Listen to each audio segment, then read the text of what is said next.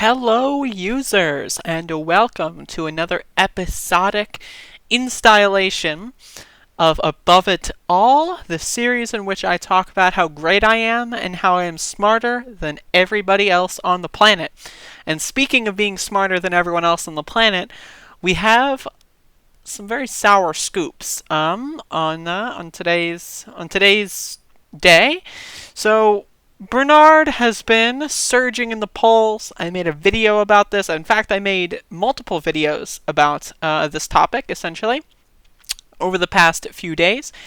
And that means it is time for the fuckers to come out of the ocean and try to consume all the good graces that this movement is having.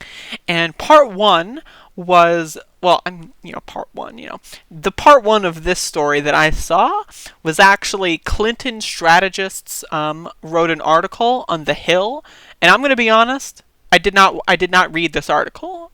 Why? Because this person is dumb and they have no value. So I'm not going to read their article, but there is a little short video here. I'm going to play this. Democrats who believe Senator Bernie Sanders had a negative influence on the 2016 general election against President Trump are increasingly expressing worries he'll hurt the party again in 2020. The Democrats complaining about Sanders, some of whom have histories with former Secretary of State Hillary Clinton's campaign, argue the rhetoric being employed by the Vermont senator in some cases goes too far in damaging his rivals. They say it will make it harder for the party to unify around a nominee, and they're particularly worried that supporters of Sanders won't back any nominee who isn't their favored candidate. Little summary, and again, I'm not gonna fucking bother reading this article. He needs to stop. Okay, seriously. Okay, let me just get this out of the way. If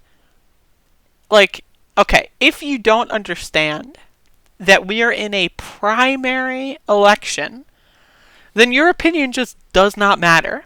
And the problem with these people, these Clinton people, is that it's one thing to just think, if your position, right, was, we just have to be nice at all times. We just have to be nice and things will fall into place. Let's just be nice. Let's just be nice. If that's your position, fine. I disagree. I think it's silly, but whatever, it's your position, right? But the problem with these Clinton people is, right, in 2008, they are completely fine with attacking fucking Barack Hussein Obama. They're completely fine pulling out all the cards against what would, be the first black president. That's fine. Attacking black people for being black and for having crazy, creepy names, that's all well and good. But when fucking someone who actually is trying to run a campaign that's trying to help people is like, Joe Biden kind of voted for the Iraq war. That's a little weird, I'm just saying. It's a little weird. When you point out a fact about someone's voting record, all of a sudden, that's like, seriously, what is wrong with these people? My problem with them is the hypocrisy and the inconsistency with these Clinton people. But this isn't even the main story that I want to talk about. This is a side note. This is what's kind of propelling this into existence. So, I think it was yesterday, Elizabeth Warren, their campaign, this is just a side note that precurses this. Basically, in the Bernie Slack channel, which I'm a part of, and you can be a part of if you volunteer, all you need to do is basically just sign up on their website and say, I want to help, and they'll send you an email, and then you join the Slack. And Slack is basically kind of like Discord, except more professional. It's almost literally exactly like Discord. So if you know what Discord is, that's Slack, except for non-gamers. And so basically people join this Discord, and this is how people organize. This is how people, get their stuff together. This is how they learn how to do phone banking. This is where they learn how to do canvassing and so forth. I've been in there, I talk in there sometimes. I've asked questions, and everyone's super nice. So they basically shared a little script of what to do if someone says they support Elizabeth Warren, and a user who posted none other times in there dropped a little message that said, if someone says that they support Warren, mention that Warren's base is mostly affluent, which is, that's true. And basically, I think it was a setup. That's my opinion. And I think that was a setup. And then Warren's campaign was like,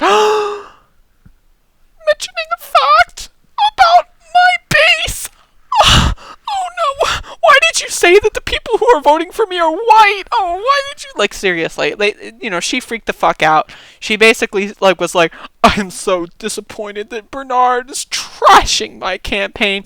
Like, it was Bernard did nothing, right? It was an unofficial document posted in the Slack channel that was a mild statement of fact.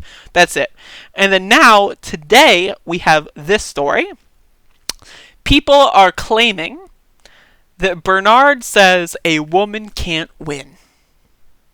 Incredible, right? Like, now, if you know anything about Bernard Sanders, you know clearly that this is incorrect. This is a lie. This is a smear.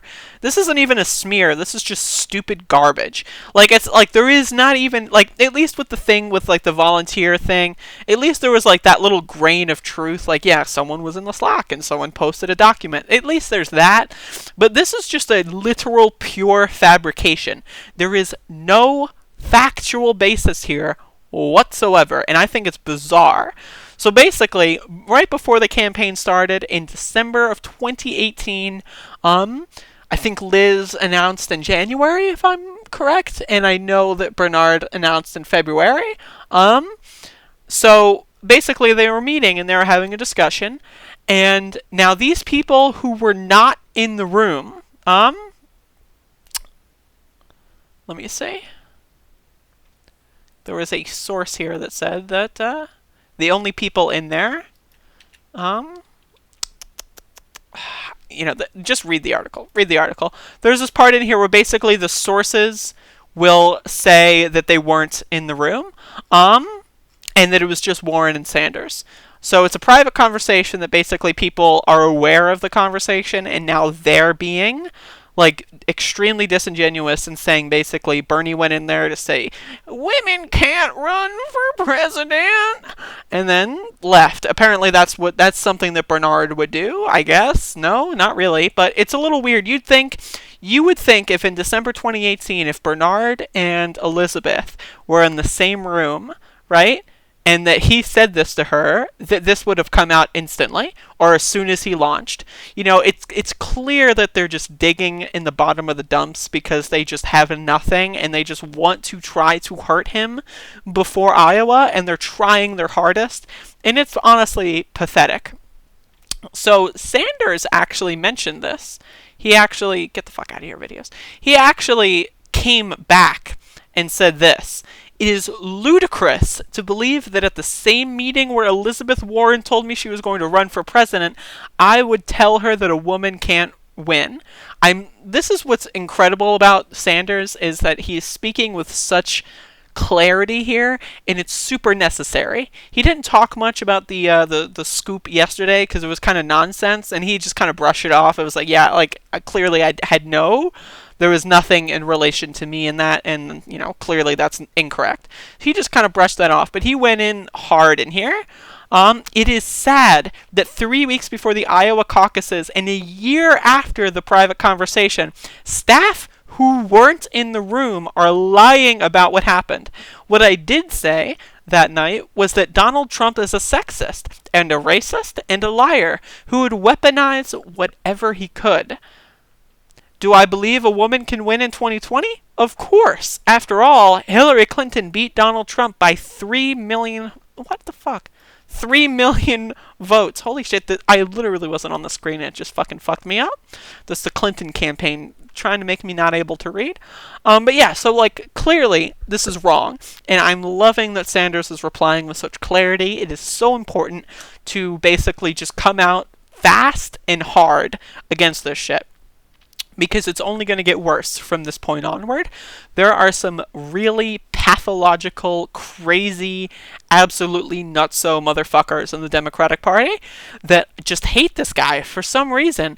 Like, for me personally, like, I don't have kids or whatever, but like, I can't understand, if you have children, why you would be so against someone running for president that wants to give that child a planet to live on.